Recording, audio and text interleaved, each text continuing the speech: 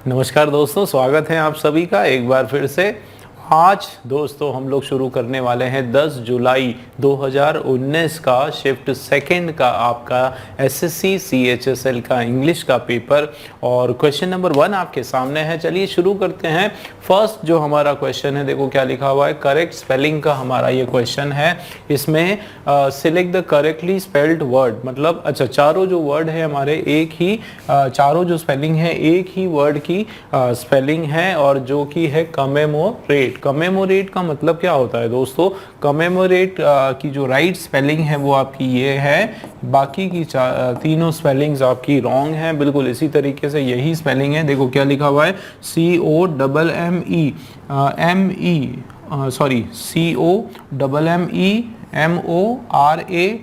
Commemorate, बिल्कुल यही spelling है। और इसका जो मीनिंग है वो होता है राजी, ठीक है, राजी करवाना, ठीक है, राजी करवाना। क्या हो रहा है, राजी करवाना, ठीक है, या फिर मनाना, आप क्या बोल सकते हो, मनाना, मनाना। या फिर इंग्लिश में जो है इसका मीनिंग होता है परसुएड, बिल्कुल इसी तरीके से ये इसका मीनिंग हो जाएगा, परसुएड करना, किसी को अपनी बात मनवाने के लिए एग्री करवाना, ठीक है, वो होता है कमेमोरेट है ना, to make agree, to make agree, ठीक है, to make someone, to make someone agree, ठीक है, किसी को कुछ करने के लिए कुछ राजी करवाना एक तरह से, ये इसका राइट मीनिंग हो जाएगा, ठीक है। तो हमारा जो राइट स्पेलिंग का वर्ड है वो फोर्थ वाला कमेमोरेट, बिल्कुल आपकी राइट स्पेलिंग है, ठीक। नेक्स्ट क्वेश्चन आपके सामने है दोस्तों। इस पर्टिकुलर वर्ड का आपको चाहिए सिनोनिम, रेडियंस। रेडियंस जो वर्ड है इसका मतलब होता है चमक। क्या मतलब होता है? चमक या फिर प्रकाश, ठीक है, प्रकाश है ना, या फिर आप बोल सकते हो चकाचौंध, चकाचौंध है ना, बिल्कुल एकदम चमक धमक जिसको बोलते हैं वो चीज़ है, ठीक है।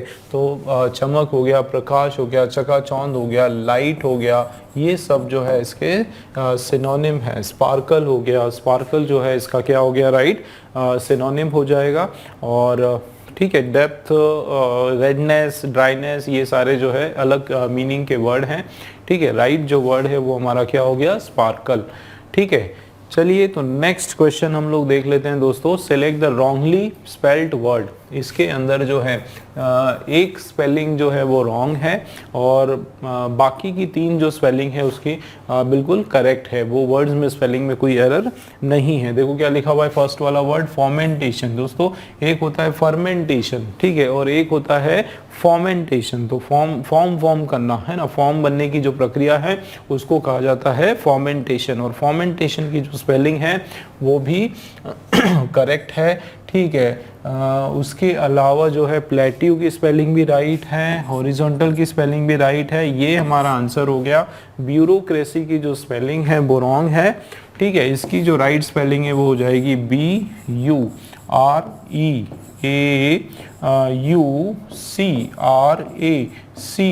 ब्यूरोक्रेसी, बिल्कुल इस तरीके से इसकी राइट स्पेलिंग हो जाएगी। तो ब्यूरोक्रेसी जो है हमारा रॉन्ग स्पेलिंग वाला वर्ड है।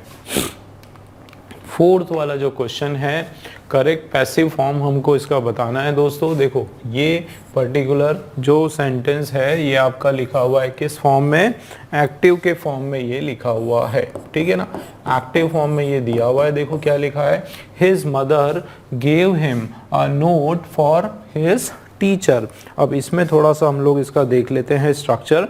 देखो यहाँ पर हिज मदर क्या है, हिज मदर है दोस्तों सब्जेक्ट, ठीक है, हिज मदर सब्जेक्ट है। गेव यहाँ पर क्या है, गेव यहाँ पर है वर्ब, और कौन सा वाला, सेकेंड वाला फॉर्म, ठीक, क्योंकि V1 V2 और V3।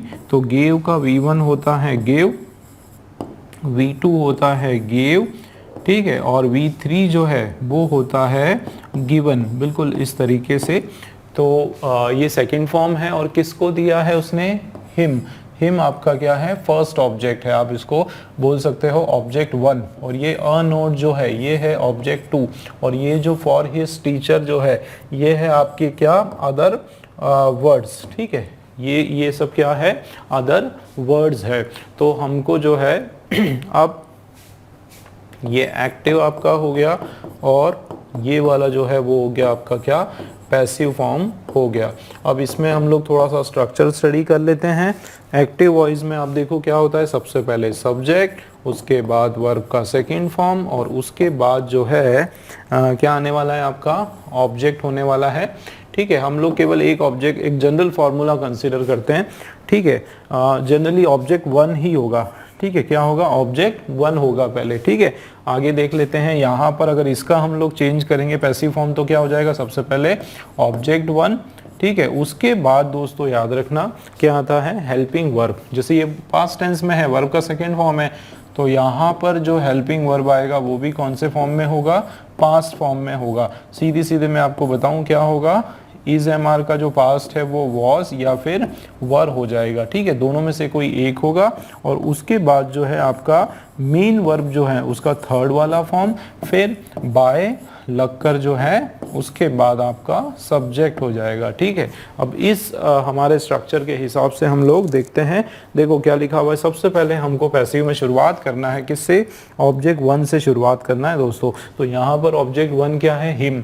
हिम का अगर आप इसको, अगर आप सब्जेक्टिव केस प्रोनाउन में लोगे, मतलब सब्जेक्ट की तरह इसको इस्तेमाल करोगे इस ऑब्जेक्ट को, तो हिम बन जाएगा ही। क्या बन जाएगा, ही बन जाएगा। तो देखो आप चारों में, 3 में ही और ये हिज आ गया, तो ये आपका रॉन्ग हो गया। क्यों, क्योंकि हमको ही चाहिए, ही हमारा मेन ऑब्जेक्ट 1 है, तो ये डी वाला ऑप्शन आपका जो है बाहर हो गया, कैंसिल हो गया।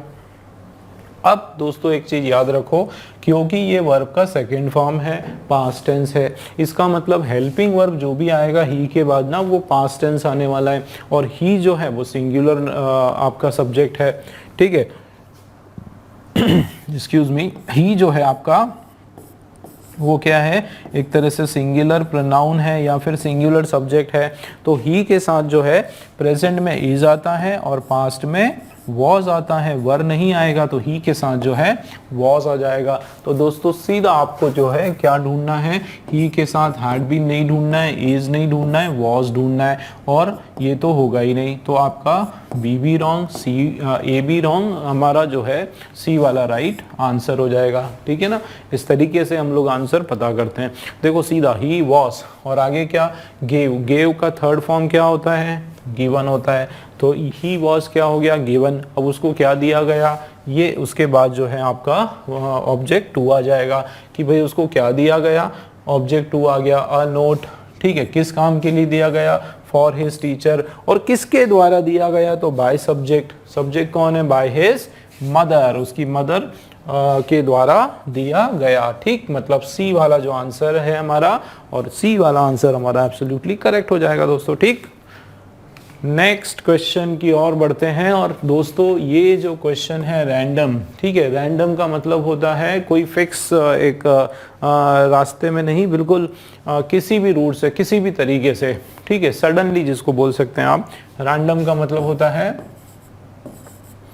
सडनली या फिर इन एनी सीक्वेंस, किसी भी सीक्वेंस में होता है, या फिर रैंडम मतलब वन बाय वन, ठीक है, या फिर जिगजैग, एनी डायरेक्शन, ठीक है, इन एनी सीक्वेंस, किसी भी सीक्वेंस में। ये होते हैं इसके क्या, सिनोनिम्स होते हैं, ठीक है। या आप रैंडम को बोल सकते हो ये सारा, कैजुअल भी बोल सकते हो, इर्रेगुलर भी बोल सकते हो, ये दोनों भी जो है सिनोनिम्स, ठीक है ना। सिनोनिम्स समानार्थी होते हैं, तो इसका अपोजिट क्या हो जाएगा, इसका अपोजिट हो जाएगा एकदम स्पेसिफिक, बिल्कुल एकदम सटीक जिसको बोलते हैं, स्पेसिफिक जिसको बोलते हैं, वो इसका एंटोनिम हो जाएगा। 6th क्वेश्चन हमारे सामने है, और इस पर्टिकुलर क्वेश्चन का आपको चाहिए सिनोनिम। क्या लिखा है, रिकैपिचुलेशन, रिकैपिचुलेशन, ठीक है, रिकैपिटलाइज या रिकैपिचुलेशन जो वर्ड होता है, देखो ये वर्ड जो है आपका मिला किससे, रिकैप से। किससे बना है ये?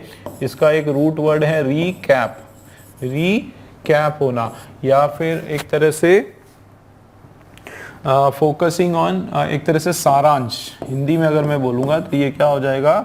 सारांश हो जाएगा, है ना। यानी कि हमारा जो राइट इसका सिनोनिम है समरी, समराइज होना। एक तरह से रिकैपिचुलेशन का मतलब होता है कि जो भी हमने अभी तक पढ़ा है उसको रिकैपिटलाइज करना, उसको रिकैपिचुलेशन करना, मतलब उसको एक तरह से उसका जो सेंट्रल आइडिया है, उसका जो केंद्र है वो उसको वापस से उसके बारे में बात करना, है ना। एक तरह से उसकी समरी के बारे में बात करना, उसका निचोड़, उसका निर्णायक जो उसके अंदर का जो है उसके बारे में बात करना। तो एक तरह से ये आपका क्या हो जाएगा? सिनोनिम, समरी इसका राइट सिनोनिम हो जाएगा। ठीक है, क्लियर है दोस्तों।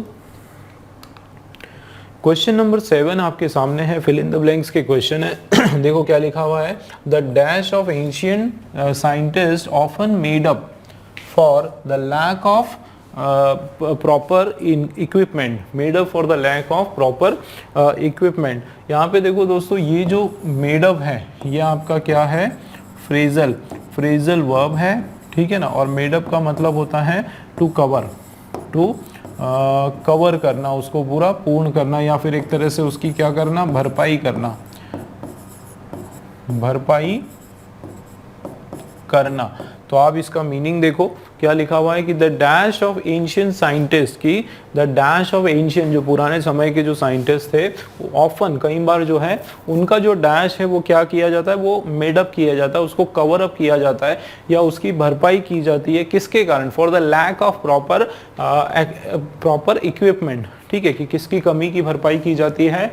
प्रॉपर इक्विपमेंट वगैरह साधन जो नहीं है उसकी भरपाई की जाती है। क्या चीज इन सब की भरपाई करता है ना? साइंटिस्ट का क्या इन सब इक्विपमेंट की कमी की भरपाई करता है? तो यहाँ पे बात हो रही है कि द क्रिएशन, मतलब यहाँ पे जो है ना, ये यही सेंस में आ रहा है कि एंशिएंट साइंटिस्ट की जो मेहनत है, जो हार्डवर्क है, या जो उनकी जो रचना है, वो एक तरह से कवर अप कर रहा है, या वो भरपाई कर रही थी। क्या, किस चीज़ की भरपाई कर रही थी? जो भी कमियां हैं, जो खामियां हैं, या प्रॉपर इक्विपमेंट की जो लैक है, मतलब जो उसकी कमियां हैं उसकी भरपाई कर रही थी। मतलब यहाँ पे एक पॉजिटिव सेंस में बात हो रही है दोस्तों, है ना। कोई भी उनकी एंशिएंट साइंटिस्ट की एक अच्छाई के बारे में बताया जा रहा है, ठीक है। तो एंजाइटी मतलब उनकी चिंता, एंजाइटी मतलब उनकी चिंता या उनकी वरी, ठीक है, उनकी वरी, जो कि आपका एक नेगेटिव सेंस का वर्ड हो जाएगा, तो ये तो हमारा नहीं होने वाला है। फिर डेडिकेशन मतलब उनकी लगन, ठीक है, लगन of dedication of ancient scientist often made up for the, तो टू कवर अप, तो वो डेडिकेशन कवर अप कैसे हो जाता है? लैक ऑफ प्रॉपर, उनकी डेडिकेशन इस चीज को कवर कर, भरपाई, उनके डेडिकेशन की भरपाई हो जाती है। तो वैसा नहीं हो रहा है, उनके क्रिएशन की क्या हो जाएगा? Sorry, the dedication of ancient scientist often made up for the lack of proper equipment. तो यहाँ पर डेडिकेशन की बात हो रही है या फिर क्रिएशन की बात हो रही है, आप लोगों को देखना पड़ेगा, ठीक है। तो यहाँ पर क्या हो रहा है कि the dedication of the ancient scientist often made up for the lack of proper equipment. इसका क्या मतलब है कि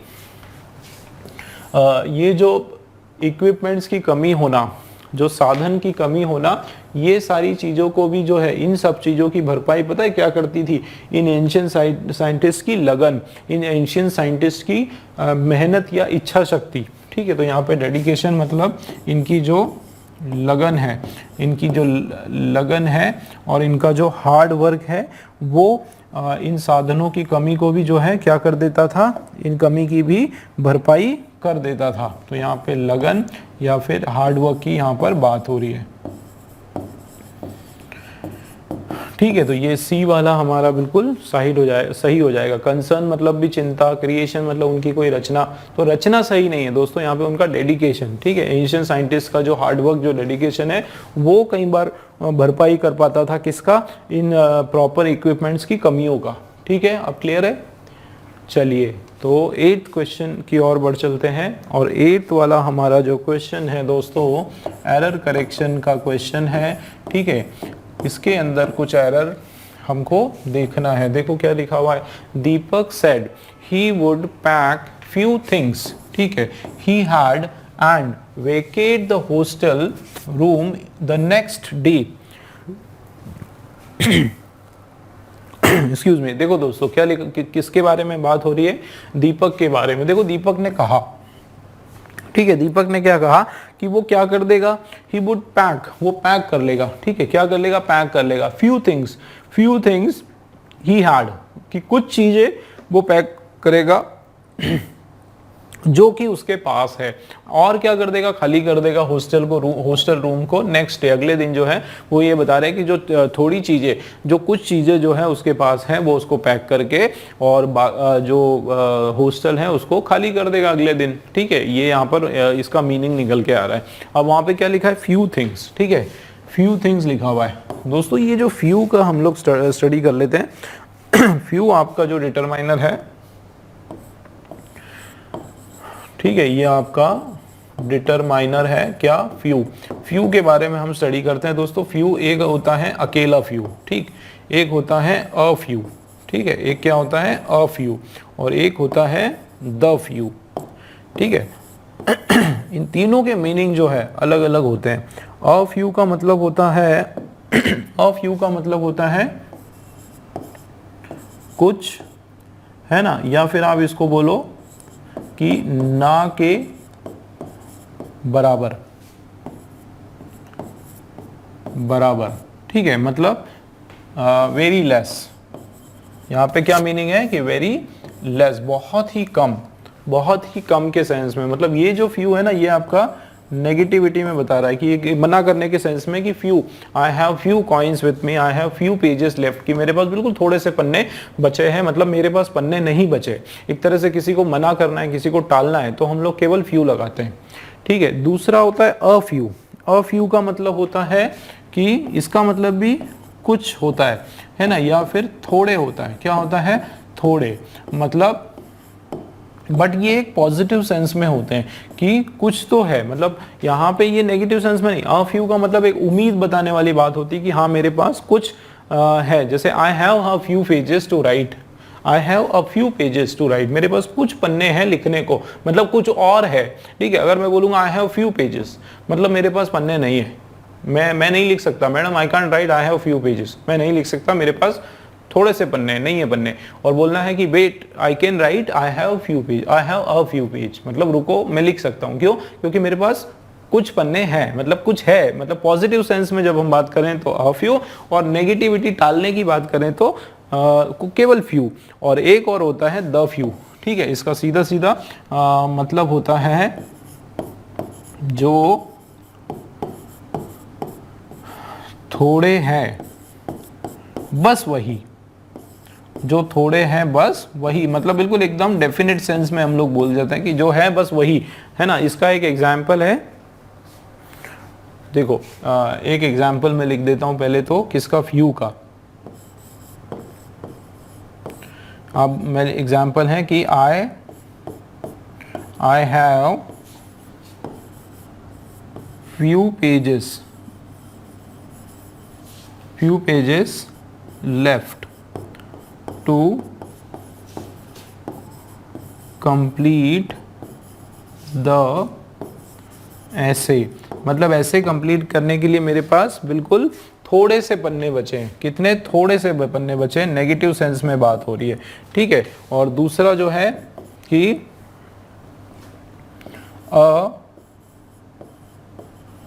a few,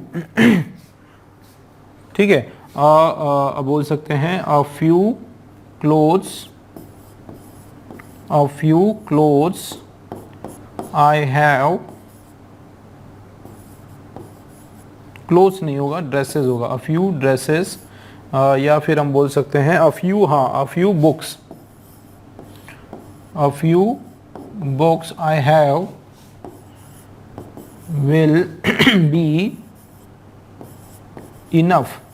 will be enough for my preparation, कि जो थोड़ी किताबें हैं मेरे पास वो मेरी तैयारी के लिए क्या होगी, काफ़ी होगी, इनफ होगी। तो देखो यहाँ पर जो है एक पॉजिटिव सेंस में बात हो रही है और यहाँ पे मना करने के लिए I have few pages left to complete, कि मैडम मेरे पास जो है इस ऐसे को कंप्लीट करने के लिए थोड़े से ही पन्ने बचे हैं। और द फ्यू का देखो क्या होगा,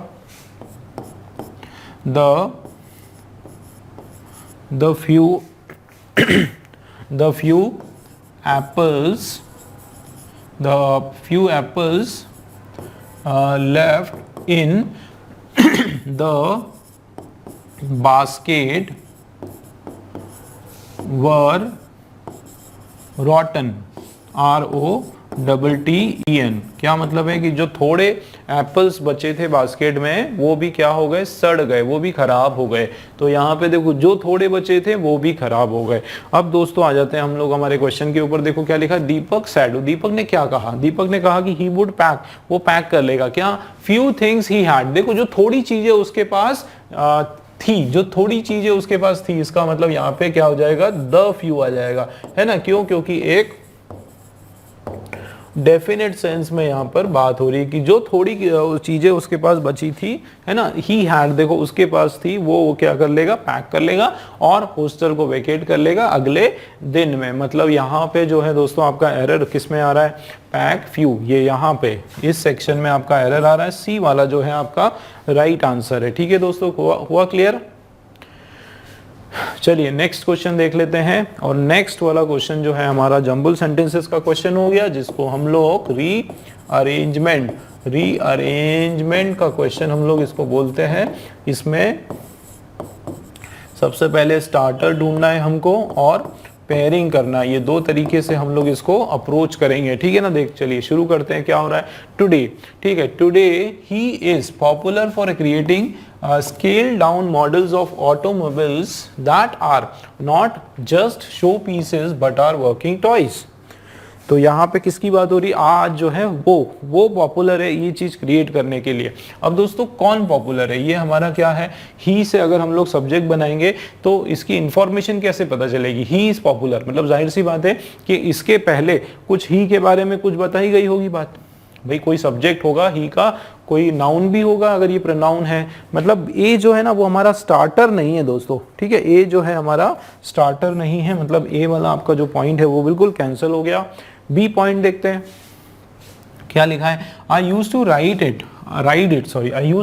it during play time in the evening as a 5 year old, recall Arun Kumar.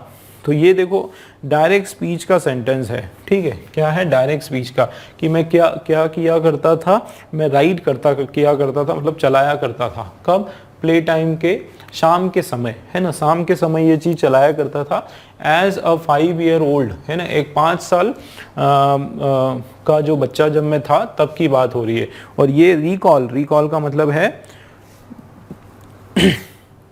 याद करना, अपनी जो मेमोरी है, पुरानी जो बातें हैं वो याद की। किसने याद की, अरुण कुमार ने याद की। ठीक है, मतलब हो सकता है ये भी आपका स्टार्टर हो सकता है। ठीक है, आगे बढ़ते हैं। देखो यहाँ क्या लिखा है, as a kid I use to pester my parents for toy cars but my carpenter father often couldn't afford them. यहाँ पर क्या बोला जा रहा है, देखो एज अ किड, कि जब मैं एक छोटा बच्चा था तो आई यूज टू, मैं क्या किया करता था, पेस्टर माई पेरेंट्स, मेरे पेरेंट्स को, जब मैं छोटा था तो मैं अपने पेरेंट्स को जो है एक तरह से टॉय कार, छोटी कार खरीदने के लिए उनको पेस्टर करता था, उनको रिक्वेस्ट करता था, प्रेशराइज करता था उनको। ठीक है, बट माई कारपेंटर फादर, लेकिन मेरे जो कारपेंटर फादर जो है, उसके जो पिताजी हैं वो कौन है, वो कारपेंटर है। तो मेरे जो कारपेंटर फादर हैं वो ऑफन, कई बार जो है इस चीज़ को अफोर्ड नहीं कर पाते थे, वो इसको अफोर्ड नहीं कर पाना, मतलब उस चीज़ को, उनकी इतनी कैपेसिटी नहीं थी कि वो इसको खरीद पाए, टॉय कार जो है बार बार अपने बेटे के लिए वो खरीद सके। ठीक है, ये भी हो सकता है स्टार्टर। ठीक है, चलिए आगे देखते हैं। Then one day he got an old tricycle. अच्छा, फिर एक दिन क्या हुआ कि ही गॉट, वो लेकर आए, ठीक है, ही गॉट एन ओल्ड ट्राइसाइकिल, एक पुरानी सी ट्राइसाइकिल वो लेके आए। ठीक है, और क्या किया, फ्रॉम द जंक यार्ड, कहाँ से लाए, जंक यार्ड, मतलब एक जो सेकेंड हैंड चीज़ें जो मिलती है ना मार्केट में, जंक मार्केट में, वहाँ पे जो सेकेंड हैंड चीज़ें जो मारती, कबाड़ी वाले के वहाँ से लेकर आए। एंड उन्होंने क्या किया, made 3 wooden wheels, 3 wooden wheels बनाए और उसको उन्होंने फिट कर दिया टू दी साइकिल, साइकिल में फिट कर दिया।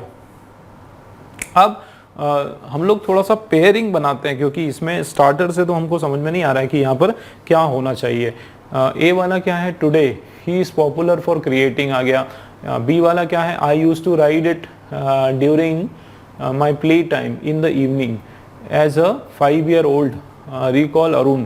अब ये क्या राइड करने की बात कर रहा है, ठीक है। और यहाँ as a kid I use to pester my parents, मैं अपने पेरेंट्स को टॉय कार लाने के लिए बोलता था, लेकिन मेरे जो फादर क्या थे दोस्तों। चलो यहाँ हमको मिल गई एक बढ़िया सी हिंट, ठीक है। आप देखो क्या लिखा है, my father my carpenter father, उनके जो पिताजी वो क्या थे, कारपेंटर थे। आपको पता है कारपेंटर का काम क्या होता है, लकड़ियों से चीजें को बनाते हैं, है ना। कारपेंटर का काम होता है अलमारी वगैरह बनाना, घर का जो भी आपका फर्निशिंग करवाना हो पूरा कारपेंटर जो है उसको कर देता है, पूरा फर्नीचर रेडी कर देता है। तो कारपेंटर का काम है वुडन वर्क, ठीक है। तो यहाँ पे क्या है, कई बार कारपेंटर फादर इस चीज को अफोर्ड नहीं कर पाते थे। अब आप यहाँ पर देखो, देन फिर क्या हुआ, जब ये ऐसा नहीं कर पाए तो फिर क्या हुआ कि एक दिन ही, अब ये ही कौन है, उसके फादर है, ही कौन है, उनके फादर है। क्यों, क्योंकि उन्होंने क्या करा, एक पुरानी सी साइकिल खरीदी। ये तो छोटा था, ये पुरानी मेमोरी की बात कर रहा है। देखो ही गॉट, ये पास्ट टेंस की बात हो रही है, मतलब जाहिर सी बात है वो अपनी जो पुरानी घटना है, ये जो लड़का है ये पुरानी घटना के बारे में बता रहा है। अरुण कुमार अपने पुरानी दिनों के बारे में बता रहा है कि ही कौन है यहाँ पे, उसके पिताजी लाए होंगे, जाहिर सी बात है वो तो छोटा था तो लेकर नहीं आया था। तो उसके पिताजी जो है वो क्या लेकर आए, ट्राईसाइकिल, पुरानी सी ट्राईसाइकिल कबाड़ी वाले के वहां से लेकर आए। और क्या करा उसमें, अब उसने क्या करा, लकड़ियों के पहिए लगाए और उसको फिट किया और साइकिल बना दी। मतलब ये किसने किया, ये सब फादर ने किया। अब आगे देखो, I use to ride it during play time, और ये चीज जो है अरुण कुमार क्या करता था, राइड करता था। तो दोस्तों हमारा जो है सी और उसके बाद डी का पेयर बन रहा है, ठीक है। देखो यहाँ पे वो बता रहा है कि मेरे पेरेंट जो है, जो कि मेरे पापा जो है कारपेंटर थे, उसके बाद मेरे पिताजी, ये ही कौन है, फादर है। मेरे पिताजी जो है उसको एक बार एक साइकिल लेकर आए, उसको उन्होंने पहिए कुछ लगाए और नई साइकिल बना दी, ठीक है। तो ये आपका सी और डी का पेयर हो गया। और डी के बाद जो है देखो डी के बाद जो है सीधा बी हो रहा है। कैसे कि मैं जो है उसी साइकिल को, जब मैं छोटा था तो शाम को जो है उसी साइकिल को चलाया करता था, तो बी का पेयर हो गया। और लास्ट में आप देखो, लास्ट में जो है क्या हो जाएगा कि आज जो है ही is popular for creating scale down model of automobile. आज जो है वो पॉपुलर है, स्केल डाउन ऑटोमोबाइल के मॉडल बनाते हैं। और ये जो है शो पीस नहीं है, लेकिन क्या है, वर्किंग मॉडल्स भी हैं एक तरह से। तो ये हमारा जो है सी डी बी ए, ये आपका दोस्तों बिल्कुल राइट पेयरिंग है, ठीक है ना। सी डी बी ए हमारा जो है राइट आंसर हो जाएगा। चलिए तो नेक्स्ट क्वेश्चन हमारा ये भी रीअरेंजमेंट का क्वेश्चन है, ठीक है ना। ये पर्टिकुलर क्वेश्चन भी हमारा जो है रीअरेंजमेंट का क्वेश्चन है और इसके अंदर भी हम लोग स्टार्टर या फिर पेयरिंग दोनों में से कोई एक तरीका हम लोग अप्लाई करते हैं। चलिए देखते हैं। As man's intelligence grew so did his power, कि जैसे जैसे इंसान का जो इंटेलिजेंस, बुद्धि उसकी ग्रो होती है, वैसे वैसे जो है उसकी ताकत, उसकी शक्ति जो है वो भी ग्रो होती है, विकसित होती है, ठीक है। आगे देखते हैं।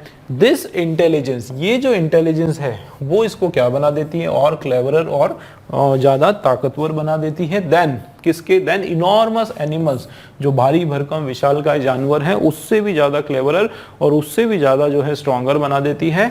और which would otherwise have destroyed him, और अगर ऐसा नहीं होता तो क्या हो जाता कि ये जो जानवर है विशालकाय, ये इंसान को डिस्ट्रॉय कर देते। तो यहाँ पे देखो दिस इंटेलिजेंस, अब कौन सी इंटेलिजेंस की बात हो रही है, इसका मतलब इसका तो हमको पता नहीं, ए स्टार्टर हो सकता है लेकिन बी स्टार्टर नहीं होगा, क्योंकि दिस इंटेलिजेंस मतलब जाहिर सी बात है इसके पहले कुछ कहा गया है ना। तो बी हमारा स्टार्टर नहीं होने वाला है, बी वाला पॉइंट आपने कैंसिल कर दिया। आगे देखते हैं। The chief difference between man and other animals was the intelligence of man, कि जो मेजर, जो खास जो डिफरेंस है किस किस के बीच में, मैन के बीच में और एनिमल के बीच में, वो यही है कि मैन जो है, इंसान जो है वो क्या होता है, इंटेलिजेंट होता है, उसका विवेक होता है, सोचने की शक्ति होती है उसके अंदर। तो दोस्तों सी भी हमारा स्टार्टर हो सकता है, ठीक है भाई, डिफरेंस की बात हो रही है ना कि किस किस के बीच में, मैन और एनिमल के बीच में जो मेजर डिफरेंस है वो उसके इंटेलिजेंस ऑफ मैन का डिफरेंस है, कि मैन में इंटेलिजेंस होता है और जानवरों में नहीं होता है। आगे देखते हैं, combining intelligence with power man developed weapons to fight his enemy. उसने क्या किया, इंसान ने कंबाइनिंग इंटेलिजेंस, उसने इंटेलिजेंस को कंबाइन किया किसके साथ, पावर के साथ, और मैन ने फिर क्या डेवलप कर लिया, एक हथियार डेवलप कर लिए ताकि वो हमारे अपने दुश्मनों से लड़ सके। तो ये भी हमारा स्टार्टर हो सकता है, केवल बी स्टार्टर नहीं होगा। तो दोस्तों स्टार्टर से समझ में नहीं आएगा, यहाँ पे हम लोग कुछ पेयरिंग देखते हैं, है ना, पेयरिंग बनाने की कोशिश करते हैं। यहाँ पर आप देखो दोस्तों, ए को पढ़ो, एज मैन्स इंटेलिजेंस ग्रू, कि जैसे जैसे मैन की जो बौद्धिक क्षमता है, इंटेलिजेंस है, वो ग्रो होती जाती है, और वैसे वैसे जो है उसका पावर भी बढ़ता है, उसकी ताकत भी बढ़ती है, ठीक है। और फिर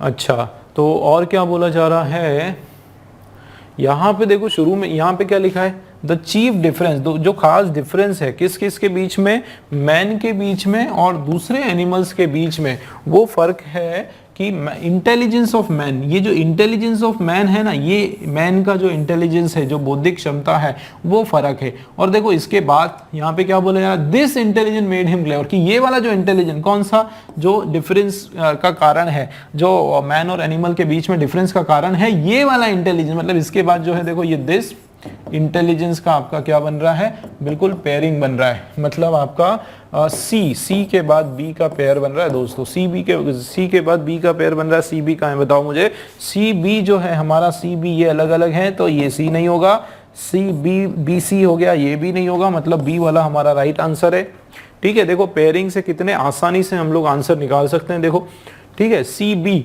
ये हमारा पेयर हो गया। अब आप पढ़कर देखो, शुरुआत भी सी से हो रही, सी हमारा स्टार्टर है। द चीफ डिफरेंस, जो मेन डिफरेंस है किस किस के बीच में, मैन और अदर एनिमल्स के बीच में, वो क्या है, वो मैन का इंटेलिजेंस है, उसकी बौद्धिक क्षमता है, ठीक। आगे देखो, दिस इंटेलिजेंस, ये जो इंटेलिजेंस है उसने इनको क्या बनाया, और क्लेवरर बनाया, स्ट्रॉन्गर बनाया बड़े बड़े जानवरों से भी, है ना। और जिससे कि वो, अगर ऐसा नहीं होता, अगर मैन इंटेलिजेंट नहीं होता तो क्या होता, कि बड़े बड़े जानवर कब से इंसानों को खा गए होते, है ना।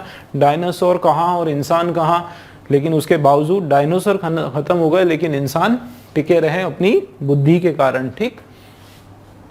तो ये भी है हमारा बी। उसके बाद ए पढ़ो, एज मैन्स इंटेलिजेंस जैसे जैसे ग्रो करता है वैसे वैसे उसका पावर भी ग्रो करता है।